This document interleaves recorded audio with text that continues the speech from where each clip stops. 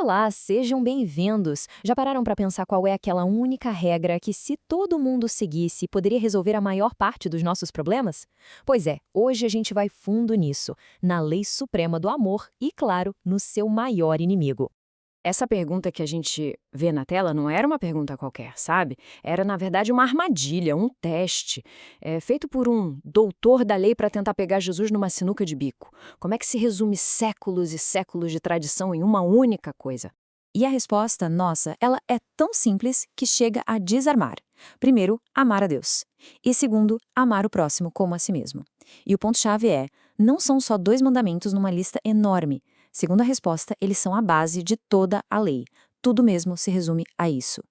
Ok, mas o que significa amar o próximo na prática?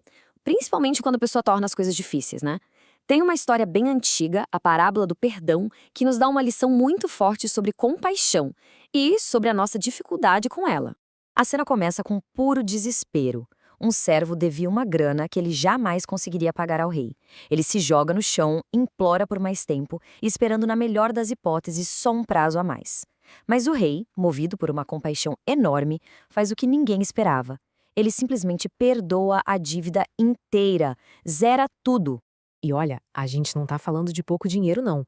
10.000 talentos era uma quantia, assim, absurda, tipo o orçamento anual de um país pequeno naquela época.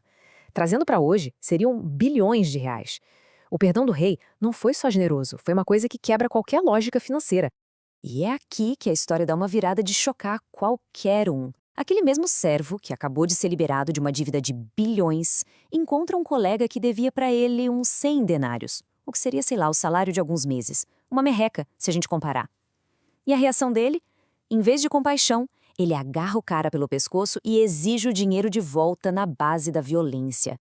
A reação do rei, quando fica sabendo disso, é direta e certeira. A questão não é o dinheiro, é a falta de coerência. Ele pergunta: você não deveria ter tido a mesma compaixão que eu tive com você? A grande falha do servo não foi cobrar o que lhe deviam, mas foi a incapacidade de passar adiante a mesma misericórdia que ele tinha acabado de receber de graça.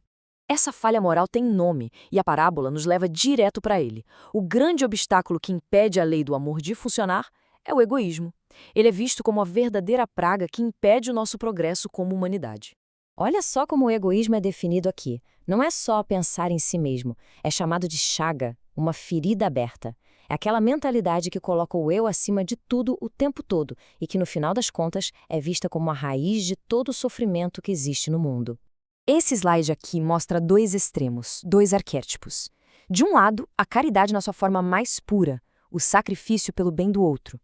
Do outro lado, o egoísmo na sua forma mais comum e talvez mais perigosa. Pôncio Pilatos, que lava as mãos e diz: o que eu tenho a ver com isso? É a indiferença, sabe? Aquela recusa em se envolver para não se complicar. Então, a conclusão é bem clara. O egoísmo não é só uma falhinha de caráter. Ele é visto aqui como um muro gigantesco que nos impede de construir um mundo melhor. É a força que barra o caminho para a paz e para a fraternidade que o cristianismo tanto prega. Bom, se o egoísmo é o problema, a caridade é a solução. Mas o que exatamente significa caridade no seu sentido mais profundo? A resposta, olha, vai muito além do que a gente costuma pensar. É automático, né? A gente ouve caridade e pensa em dar esmola, em doação. Mas olha como esse conceito é muito mais amplo aqui. A verdadeira caridade, na verdade, é a benevolência, uma atitude constante de boa vontade, de perdão, de querer bem a todo mundo em todos os momentos. A caridade é apresentada quase como uma escada, com 3 degraus. O primeiro é a ajuda material, a esmola.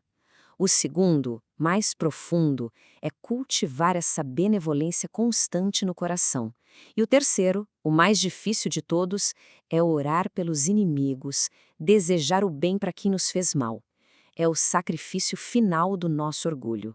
E o alcance dessa caridade tem que ser total, um círculo que abraça todo mundo, sem exceção.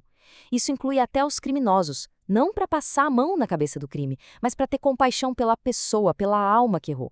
É uma compaixão universal, que não julga, só quer ajudar. Agora, vamos dar um passo para trás para a gente ver como essa briga entre o egoísmo e o amor se encaixa na grande jornada do progresso humano. Um caminho que vai basicamente do instinto até o amor. Essa linha do tempo aqui desenha a jornada da alma. A gente começa com instintos brutos, puramente de sobrevivência. Com o tempo, eles vão se refinando e viram sensações. Com mais desenvolvimento, as sensações se tornam sentimentos. E lá no topo, no ponto mais puro e elevado, está o amor, que é descrito aqui como uma verdadeira faísca divina dentro da gente. O impacto disso na prática é imenso. A mensagem é que o amor não serve só para o nosso bem-estar individual, não. Ele é visto como a única força poderosa o suficiente para arrancar as misérias sociais pela raiz, acabando com os conflitos e injustiças que nascem, claro, do egoísmo.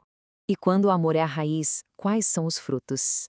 Bom, são todas as outras virtudes. Pensa bem, a paciência é uma forma de amor que respeita o tempo. A humildade é uma forma de amor que controla o ego. A devoção e o sacrifício são o amor em ação.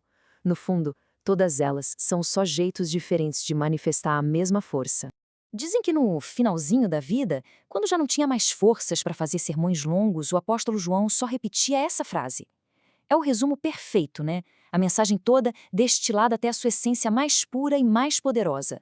E assim, a gente chega na reflexão final. Se o amor é a lei e o egoísmo é a barreira, a grande pergunta não é sobre o mundo lá fora, mas sobre cada um de nós, aqui dentro. Por onde, afinal, a mudança começa? A resposta, talvez, a gente encontre olhando no espelho.